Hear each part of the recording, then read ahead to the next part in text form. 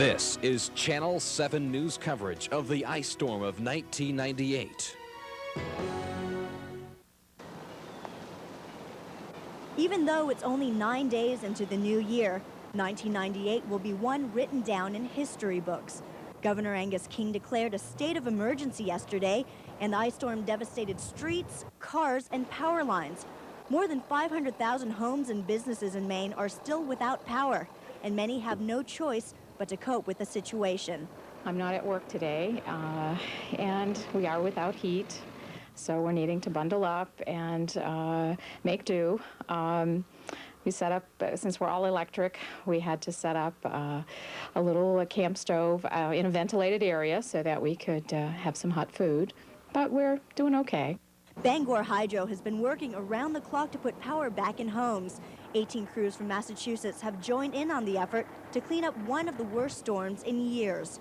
I believe on this street in particular that this storm is worse than the 62-63. I would think this is the worst that we have had and I have seen in my lifetime, and I've been a Bangor Borough resident all my life. This street in Bangor is only one of the hundreds devastated by the icy storm. But luckily, the Places Street residents were not hurt by falling wires or branches. We really are very, very fortunate here on the street. Most of us, as you look, you will see there's branches everywhere. You hear them falling at all hours of the day and the night, but nobody's been hurt.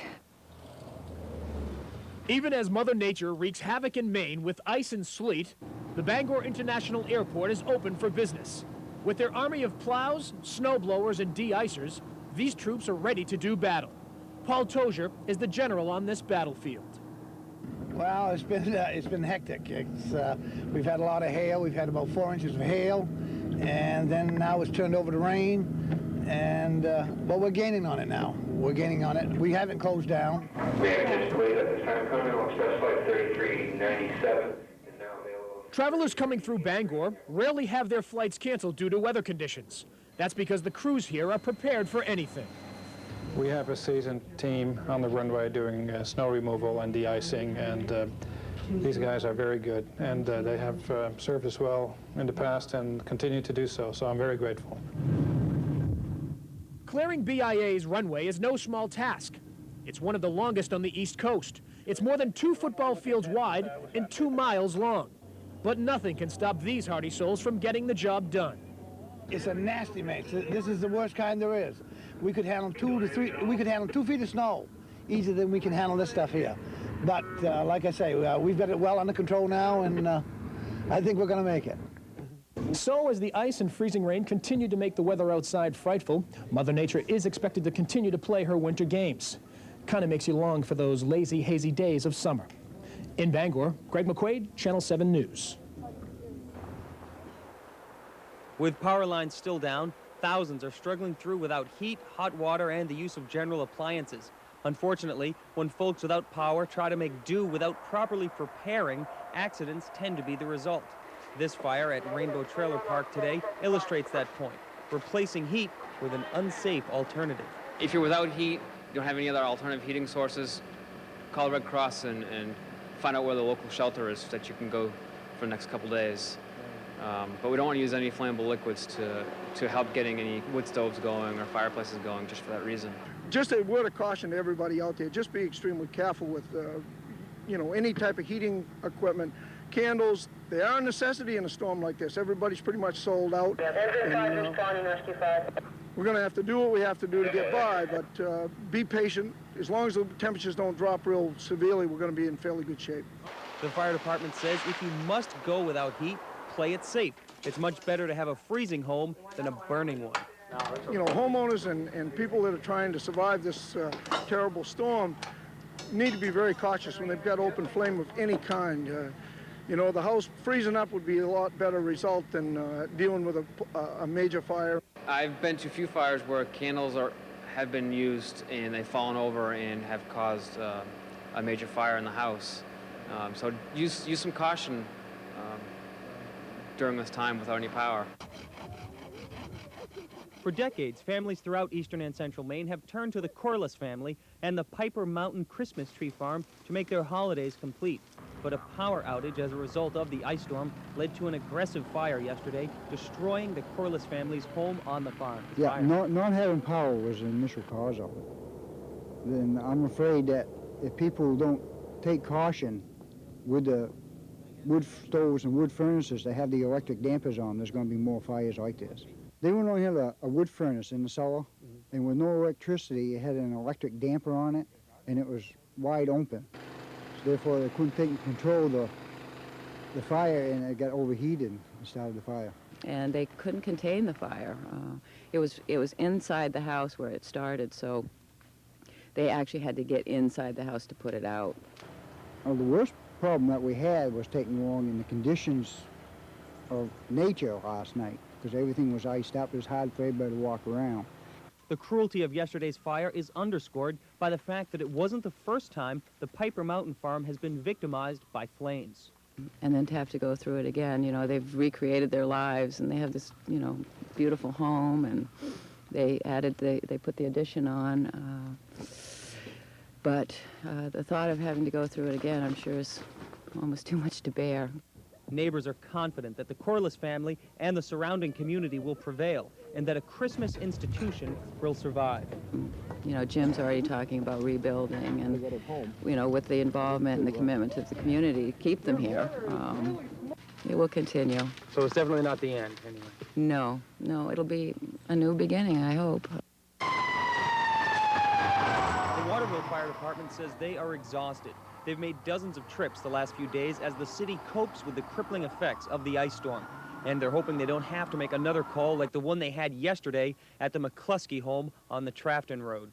Unfortunately, McCluskey, it is an example. They did have the back door of the bulkhead open, thinking that that was enough oxygen coming in from the outside, but the rest of the house was closed up.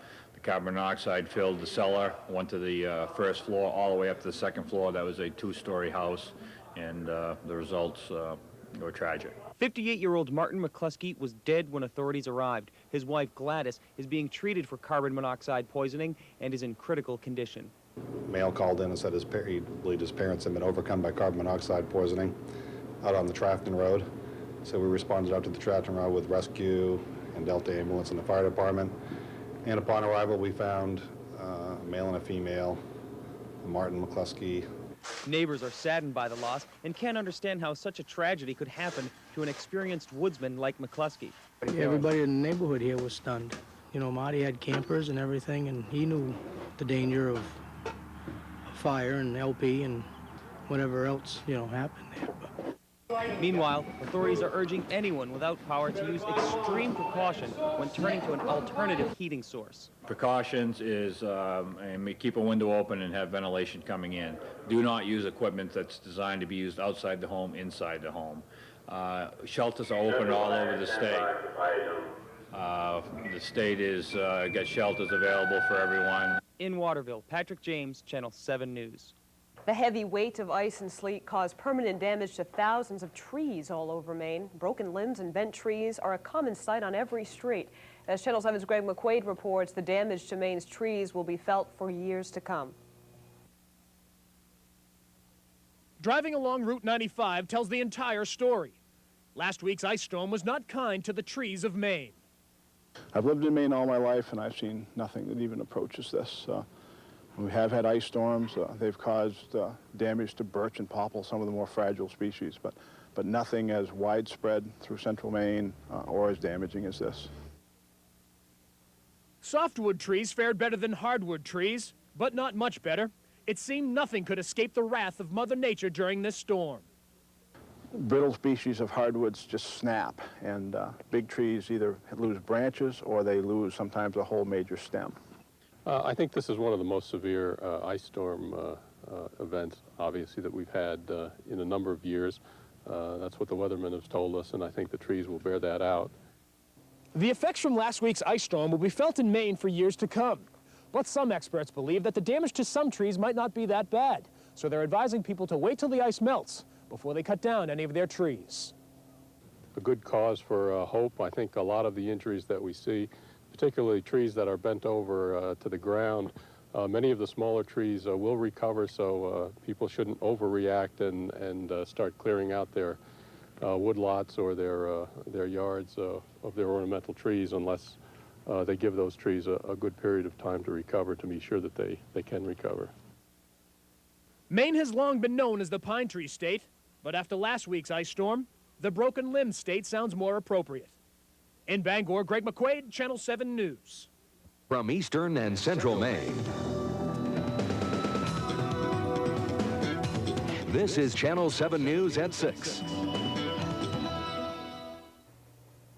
Good evening. I'm Carrie Blake. Thanks for joining us tonight. Channel 7's Keith Sterling went up in a helicopter today over down East Maine. He joins us now from the newsroom to tell us about his trip. Keith. Good evening, Carrie. We took a trip with the Maine Army National Guard today to Washington County, and as you're about to see, a lot of work lies ahead. A bird's-eye view of eastern Maine shows just how cruel Mother Nature can be. Last week's ice storm has paralyzed parts of the pine tree state, leaving Mainers to pick up the pieces. On a mission like this, we have the generators, we look at what the needs are, we immediately get the water transporting capabilities ready. We know that probably cots are going to be needed, so we start rounding up where do we have them, we get the facts, we start compiling this in our Emergency Operations Center in the Guard. The Army Guard's UH-60 Black Hawk helicopter has been in the skies for 2 days now, assessing the damage. Yesterday afternoon, we took Governor King and the Adjutant General down there, and several other, and Mr. Briggs, the President of Bangor Hydro. They're all quite stunned, I think. Although they've been told ahead of time what to expect, the devastation of that power line, having all those poles snapped off like that, I think really didn't hit home until you actually saw the visual effect of it. We're in Washington County, about 5 miles southeast of the Boise. You can see behind me the poles literally snapped in half like toothpicks, and the wires laying across blueberry fields, and the devastation continues for miles. I can't say that I've ever seen anything like that. The fact that there are over 50 of them just snapped right off and laying in a pile there. Many residents in Washington County will receive power from this generation plant near Jonesboro until the lines are repaired. I think everybody's in pretty good spirits. They're just hoping that the power does eventually get back on soon, because if the cold comes, they're all worried about what's going to happen with the pipes over the prolonged period. It seems to be a pretty, the people are pretty tough in this state. A Bangor radio station has been taken over by people struggling to survive the aftermath of the ice storm. WVOM 103.9 has become many Mainers' lifeline. Channel 7's Dale Dixon filed this report moments ago. You listen to Dr. Laura Schlesinger and Rush Limbaugh on the Voice of Maine, WVOM 103.9 FM, but for the past 5 days, you've been listening to Storm Watch. What has been happening is the studios of the Voice of Maine have been turned into a veritable war room. If you see the phones, everybody manning a phone line, taking phone calls from throughout the state. One of the good things about the ice storm, you could say, the fact that the phone lines have remained intact for the most part, close to 5,500 people without phone service. So they've been able to call into the radio stations. You've also noticed that the D and C cell batteries at your grocery store sold out. Many people listening to the radio, the Voice of Maine being a constant source, constant companion, so to speak. The studios manned 14 to 16 hours a day, taking phone calls, giving cancellations, keeping people up to date and in touch with what's happening. Power companies and the phone companies, cable companies have always been calling in, giving the latest updates to the folks at the Voice of Maine, WVOM. And Jerry Evans, station manager, been at the helm, been at the microphone, leading the way, you can say, for the most part. Let's just take a quick listen. And the crews tomorrow are going to be up and running in full force. 600 crews here in the state of Maine from across New England and the United States at this point. As we get further and further, we're actually getting into the Midwest with some crews. Taking phone calls, you can tell. The phone lines have been loaded for the past 5 days. It's a constant stream of people calling in. Like I said, a constant companion, so to speak, in the radio.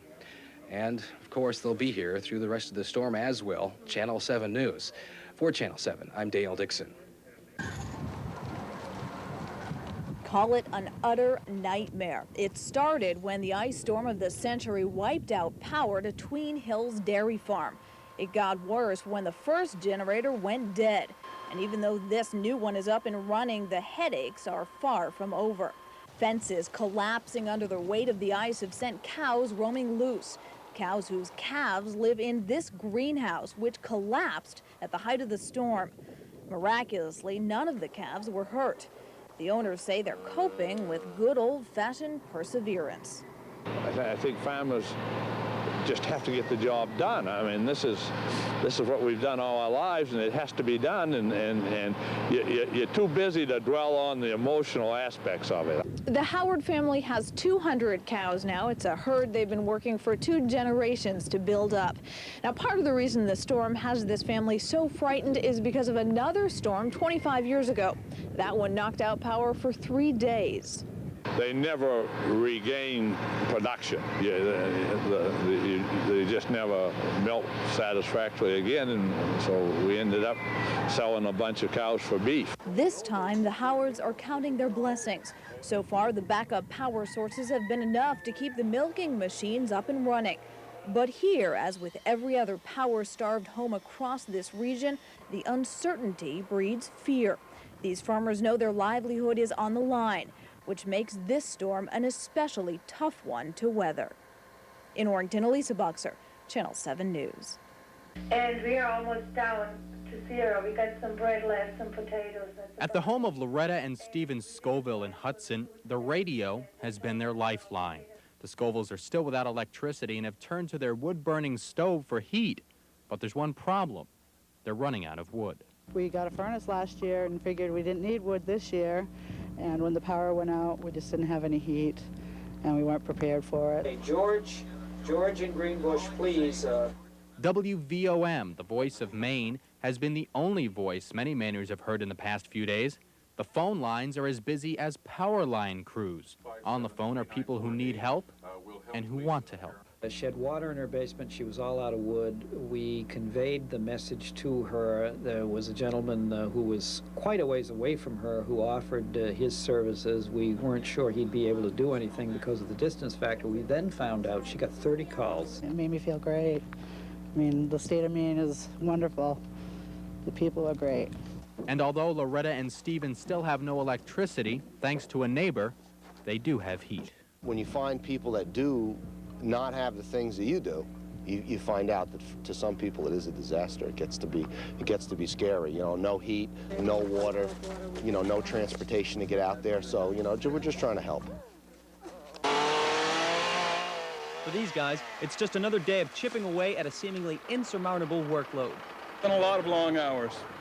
Everybody here has been working a lot of hours, and we've been getting a lot accomplished. It feels good. And as Maine attempts to crawl out from under the effects of the ice storm, it could have to face an insurmountable recovery bill. Central Maine Power figures nearly $20 million will be needed to pay for the disaster. Bangor Hydro estimates around $5 million. The bad news, those costs will likely come out of rate hikes. Yep, that is a possibility. Right. But we don't know. Again, till you know what the real final number is and where we are at the end, it's hard to say how we're going to handle that. Federal emergency relief can help with some costs, but it can't go towards utility costs like Central Maine Power or Bangor Hydro. With the possibility of cleanup costs going into future rate hikes, many are wondering why the state can't just dip into the budget surplus to pay for the cleanup. Well, it's a good, valid question, you know, that people can ask. You know, don't run it right through the rate base when you have a $180 million surplus, because I think our electric rates are fairly high as they are now, and I know that there'd be a concern about raising them any higher. We'd like to think that, but the problem you run into is we're a private, company, and as much goodwill as we think we've gotten by this Herculean effort on the part of all of our folks, I'm not sure of the legalities of that kind of approach. Congressman Baldacci says Maine leaders will explore several recovery options, but job one right now is to get Maine back on its feet. The crews at Eastern Maine Electric have been working around the clock to restore power to more than 35,000 people. It's the worst I've seen in 20 years that I've been here. You know, we've had minor ice storms, but nothing that's affected such a large area. We've started working from the main feeders outward. We have all of the main feeders on now, and we're working on some of the side roads. Individual homes are probably going to be the end of the week before we can get everybody back on. Serving Washington, Penobscot, and Aroostook counties, Eastern Maine Electric is a nonprofit consumer-owned company. While Central Maine Power and Bangor Hydro have hundreds of crews working to restore power, Eastern Maine Electric has only 26. But bigger doesn't necessarily mean better. Folks at Eastern Maine Electric say that 95% of their customers will be back up and running later tonight. I'm not going to say we got off luckier than the people in the southern part of the state, but I don't think we were hit as long by the ice as Central Maine Power in particular was. And but you're getting by. We're getting by, and we're making good progress. I feel like we're the little co-op who could, because we're working with, Central Maine Power now is working with 500 crews, so that gives you an idea of where we are. We're out there with our little 26, kind of cleaning things up and putting things back together. In Calais, Greg McQuaid, Channel 7 News. An Army National Guard helicopter was in the small town of Milford this afternoon. It was part of the solution to keeping the Maine State Police and 2 area radio stations on the air. I was there as the chopper carried off its cargo. 1 week after Maine was hit with an ice storm many of us will never forget, people are fighting to keep generators running. The state police in Orono used radio equipment on top of Passadumkeag Mountain that relies on a propane-powered generator. Also on the mountain sits transmitting equipment for WHCF and WVOM radio stations. It's because of the state police mountaintop equipment that an army of volunteers put together 2 nets full of propane bottles destined for the transmitter. An Army National Guard helicopter sat in the Milford Snowmobile Club parking lot, prepared to lift off with the cargo. The chopper with Steve Buzzell, Ron Ireland, Steve Curtis, and Tony Jans on board lifted off without a problem and made it to the mountaintop. The trip with the second batch of bottles wasn't as successful. After I left, the Army National Guard chopper was forced to drop that second shipment of 22 tanks of fuel from the air. The 4 crew members hit turbulence, forcing them to dump the tanks to stabilize the swaying helicopter. Spike Moffitt watched from the Snowmobile Club in Milford. I noticed a definite difference between this load and the first load. That the load was starting to act like a pendulum. And the further he went, the worse it was getting. In fact, he didn't fly in the same direction. He's flying sideways. And it looked like he was having trouble controlling the load. I mean, he did one heck of a job. The tanks were dropped in an unoccupied area. No one was hurt. The Army National Guard says the fuel will be recovered tomorrow. Bob Randall from the Department of Environmental Protection says the fuel does not pose a threat. He says the tanks are sturdy and can take quite a pounding. Maine's congressional delegation has been busy finding federal money to pay for the ice storm cleanup. Not only have they been in contact with Washington, they are also traveling throughout the state. Senator Susan Collins joins us in the newsroom now. Senator, thank you so much for taking time out of your busy schedule for us. I'm glad to be here, Dale. We just received news from your office about 5 minutes ago that the new estimates are out. CMP and Bangor Hydro have incurred about $30 million cleaning up the mess after this ice storm. And there is a housing and urban development program that may help with some of the costs. Is that true? That's right, Dale. We've been exploring since yesterday whether there is any source of federal funds that would help defray that $30 million in additional costs that the utilities have incurred in the cleanup and the repair from this storm. It appears that last year a Midwestern utility did receive some CBDG funds, some community development block grant funds from HUD to try to defray some of the costs. So we're looking at that very closely. I'm going to be contacting the Secretary of HUD, Andrew Cuomo, to explore that option. It's the first breakthrough. It's the first time that we've been able to identify even a possible source of funds. How soon till we know? Well, we've just literally discovered this within the last hour or so, so I don't want to put a timetable on it, but we're going to be doing everything we can to see if this is a possible source. As I said, it appears there was precedent for using this program in last year's floods in the Midwest, so I am hopeful that we will be able to successfully explore this option. We'll definitely keep in touch with you on that. One other thing I'd like to talk about is what you're launching. You call it operation information. Your staff goes to town offices to give people information on finding financial help from the governor, from the federal government. What kind of help is available at this point? Well, right now, as you know, the president has declared Maine a major disaster area. That sets in motion help for up to 75% of the costs for communities. So one of the things that we're doing is I'm sending out my staff throughout the state. Some of the Bangor staff is going to Washington County tomorrow to visit municipal offices and to hold office hours. Another source of help is in the food stamp program. As I've talked to people in shelters, this has come up over and over. People who have food stamps and use them to buy food that's spoiled because of the storm are eligible to have new food stamps issued. So that's the kind of information that my staff is going to be making an all-out effort to get out by going throughout the state tomorrow. We're running short on time, Senator, but quickly, what are the eligibility requirements for federal assistance for people? The individual assistance program has not yet been approved, but assuming that it is approved, low-income people who do not have insurance and other resources are eligible for low-interest loans and up to $13,000 in grants in some limited circumstances. That's what John Baldacci and I are going to be lobbying the Vice President for approval of that part of the program tomorrow. The individual eligibility requirements vary greatly, and the best bet once that program is approved is for people to call the 1-800 number that FEMA will be establishing by the end of the week. Senator Susan Collins, thank you so much for being with us tonight. Thanks very much. On every street corner and in every yard, the story seems to be the same. Mother Nature can sure leave a mess behind. Terrible, terrible. With all these branches and trees down, it's awful. It's going to take quite a job to pick it up. Waterville took it on the chin during Ice Storm 98. For some, it has been decades since they've seen anything this bad. Never anticipated anything like this. I was here during the hurricane back in the 80s, and it didn't create half the problem this has done. Power outages are widespread around Waterville, so to ease the burden, the Red Cross has set up an emergency shelter at Colby College's field house.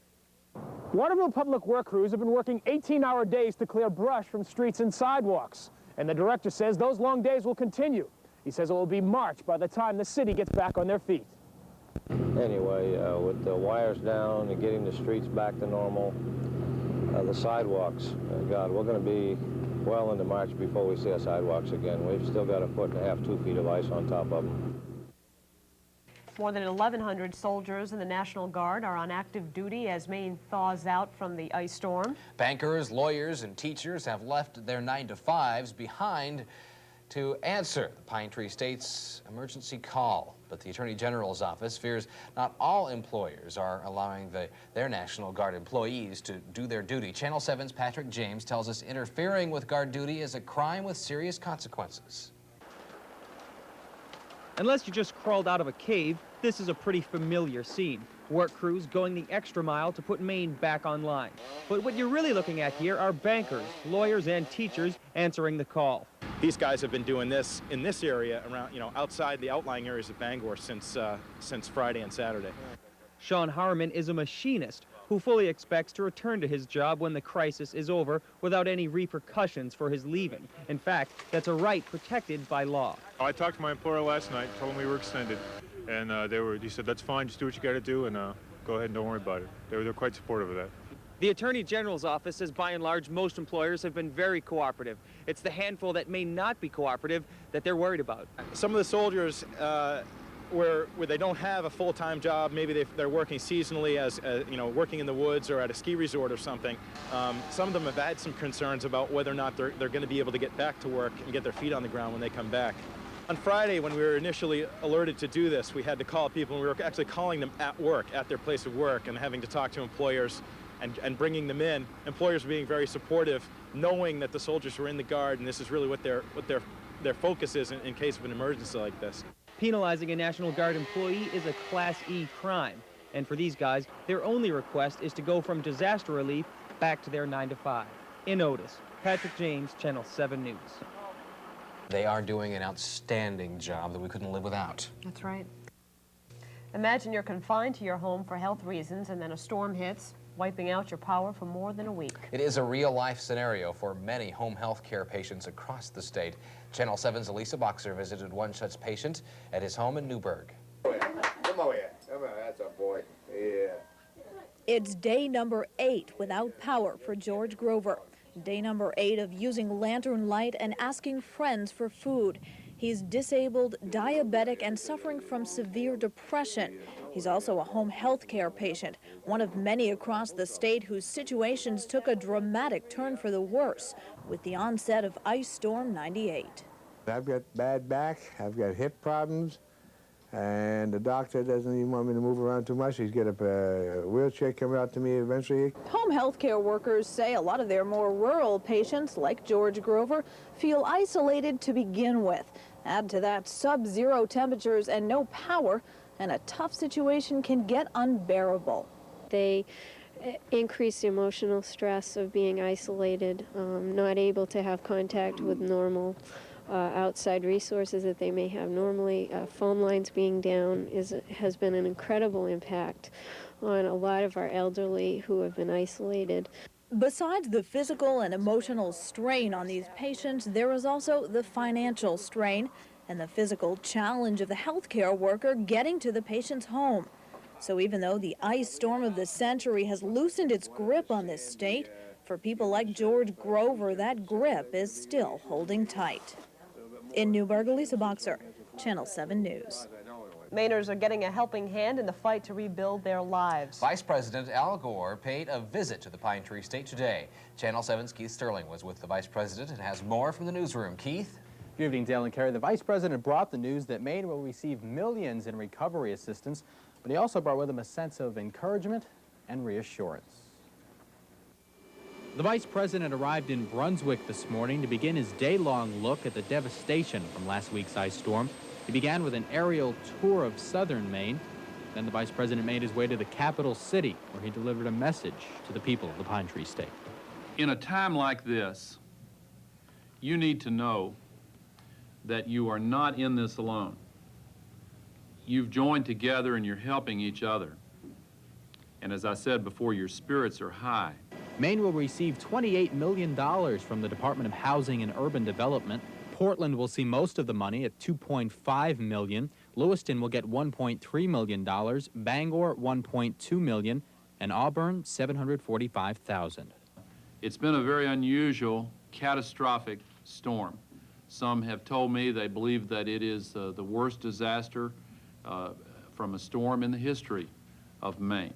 Marcus Shkanian of Central Maine Power says the federal government's involvement is vital to the state's future. This is truly a federal disaster, and to the extent that we can get any help, both on the public sector and the private sector, Maine is going to need it. This has been a real setback to our economy, and yet people are pulling together, and if the federal government can add to that mix, it would be much appreciated.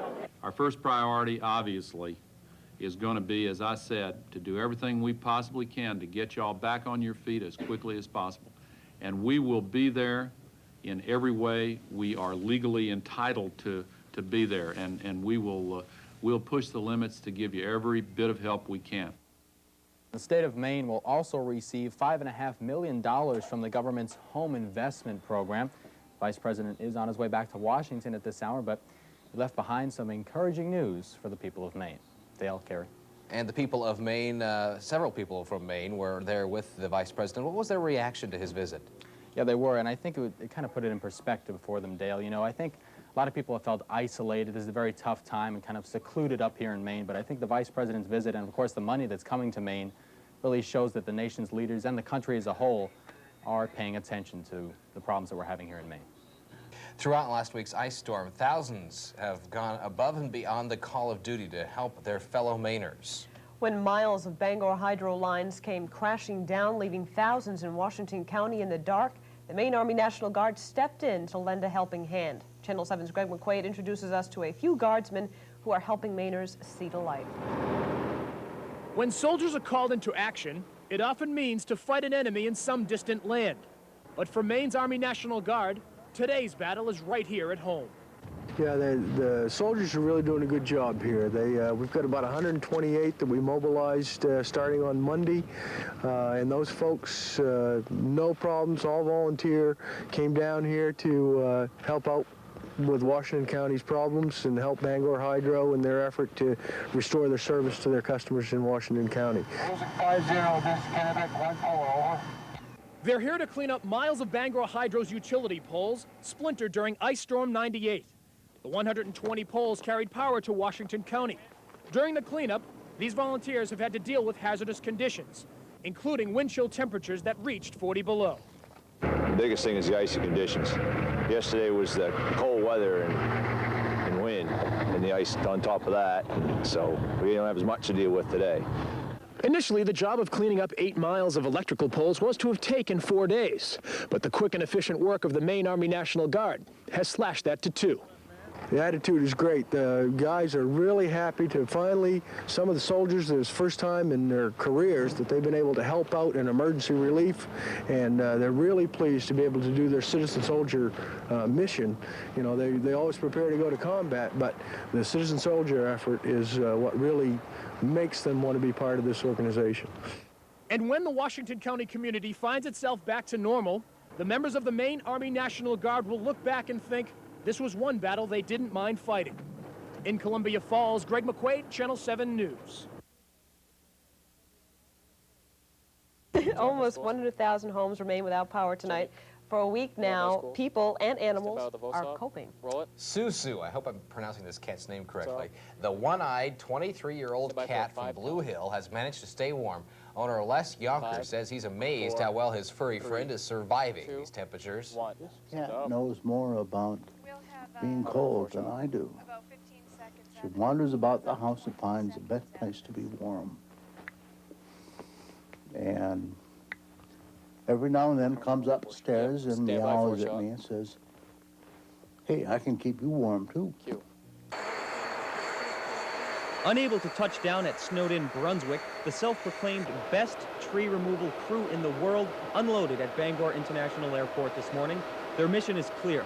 Clear out any and all trees here in Maine so power lines can go back up. And these unlikely visitors from the southeast say they're the perfect guys for the job. Headed here to Maine to come in here and see can we help some of the people that's stranded and out of power, and some of the people that really need us that's dying out here. We're trying to get to them to make sure they have power. We work with Aspen Tree Expert Company, and we're here to prove that we're the best. The ice storm crisis has forged unlikely alliances. Neighbors who rarely say hello to one another now rely on each other for basic essentials the way a family would. And today's additional help from Fayetteville, North Carolina is more evidence that when things seem their darkest, America bonds together like a tight-knit family. Yeah, we're going to be up to, this is our job, this is our job, this is our career, 20 years at it, so this is our career here. This is what we do for a living. So you live for this kind of thing? This is our living here. And we appreciate they call us to come over here. And we'll be glad to do what we got to do here. For most of these guys, this is their first and only visit to Maine. But with thousands still in the dark, it's clear this visit is all business. They're not accustomed to this type of weather, but today at least, they weren't complaining. I wish it was summertime, but hope people back there enjoy it. The good weather they got. They better be glad they ain't here. Okay. But I hope we do what we got to do here. The gift of life is wearing thin. Harsh weather throughout the East Coast and a flu outbreak along the West Coast have caused the nation's blood supply to dip dangerously low. Red Cross officials here in Maine say the ice storm, power outages, heavy winds, and sub-zero temperatures have kept people away from the donor centers. I couldn't come for a couple of days because I didn't have power for 7 days. I got it back at 3 o'clock this morning. So I'm on my lunch hour, so I wanted to come over and give blood because I know they need it. 300 pints of blood a day. That's what hospitals in Maine need, and that's what donor centers try to collect. But such harsh weather for such a long time has made it tough to meet that need. So now hospitals are operating at a level that's critical rather than comfortable. If the blood is not available for people undergoing chemotherapy treatments, for premature babies, for dialysis patients, for open heart surgery, those patients become in jeopardy. Officials here at the Pine Tree chapter of the American Red Cross said they've dealt with shortages in the past by having the blood flown in from other parts of the country. But since there's a national shortage going on right now, that gets harder to do, which makes the situation even more critical. In Bangor, Lisa Boxer, Channel 7 News. When your power is restored, who do you thank? Most likely, you're grateful to the crews and bucket trucks braving the cold to put heat back in your home. But there's a landlocked group that deserves some credit too. They're Bangor Hydro workers who've been answering your calls and logging your complaints. We have hundreds and hundreds of folks who really have worked very hard and have been recognized by the media. One group that doesn't seem to get much recognition are those folks on the other end of the phone, and we've had this center staffed since last Wednesday. Okay, so you've got the line down still? Bangor Hydro's call center has been running 24 hours a day for 9 days now. Hydro's trying to ease the pain by feeding them 3 hot meals a day, and it seems like the cubicle-confined workers are coping with their situation. It's been quite intense. The circumstances have certainly been very difficult. We understand that, people are certainly waiting for power, and that's definitely taken a high priority on the list of duties here. And we certainly want to make everybody aware out there that we are making our best efforts. These line crews are working day and night in order to restore people. The staff of 30 customer service reps have been answering about 4,000 calls a day. They'll be working until all of their customers' power is up and running. Trying to understand that it's going to take us a while to get to everybody. We've had a few calls that were not very pleasant, but we usually can get them to the point where they understand. In Bangor, Julie Luck, Channel 7 News. When we get power, when it is snowing, it is hard going. Even more so when wind is blowing. He works on our line, please bring him sunshine. Please don't take our lineman away. Ready? Everybody sing. He is a lineman, a mighty fine man. It's the culmination of a week no one will forget. Downed power lines, frozen homes, and Mainers desperate for shelter and any type of news update. I found it fascinating what WVOM was doing on the air on a case-by-case basis, helping people out, putting food in their mouth and wood in their stove and gas in their tank, and really saving people's lives. It's fair to say just about everyone at WVOM and the Red Cross stretched their abilities to the maximum through the ice storm. A lot of us, both with the Red Cross and with VOM, rescue crews all around the state, have spent 16, 20 hours a day dealing with people in need. And we've all been able to keep going and stay strong because we've pulled together and done this as a group. So today, WVOM presented checks to the Red Cross for their tireless work to keep Mainers without heat and food on their feet throughout the crisis. The Red Cross never put a plea out on VOM for funds, and VOM never put a plea out for the Red Cross for financial assistance. But people have been so impressed with the hours people at VOM and the Red Cross have put in, they just started sending financial donations. It's clear to everyone here that this was a week no one will forget. And to take it a step further, it's been a week no one can afford to forget. This disaster has been the first of its kind in more than a decade, and it's brought out the best in people all over the state. It's not something we're going to forget because we've made wonderful friendships that we never would have made if we hadn't gone through this catastrophe. In Bangor, Patrick James, Channel 7 News. The storm is over. Shelters have been closed, power has been restored, but feelings of frustration still linger. When Ice Storm 98 made its long-awaited exit, relief was one emotion, uneasiness was another. It's depressing. You don't know if the power is going to stay on or if it's going to stay off, and you just hang in there. The storm hit with such unprecedented vengeance and stuck around for such a long time, experts say many people just wanted it to be over. They didn't think about preparing themselves for the aftershock. Everything is hard. They're emotionally drained and physically drained. So they come out of it feeling vulnerable. And I think that a lot of people now are kind of locking the barn door after the horse is gone. Because they feel vulnerable, they're going out and buying generators or kerosene heaters. Experts say people hardest hit by feelings of vulnerability are often kids, so they recommend putting together a storm scrapbook or journal entries and going over them with your children. Kids cope by replaying and by fantasizing about things. To make it into a real experience can really help them both learn and cope well. So as crews work to restore the last vestiges of power, the people of this state will work to restore their sense of security. As with any disaster, in the aftermath, there is frustration. But in the recovery, there is hope. In Bangor, Lisa Boxer, Channel 7 News.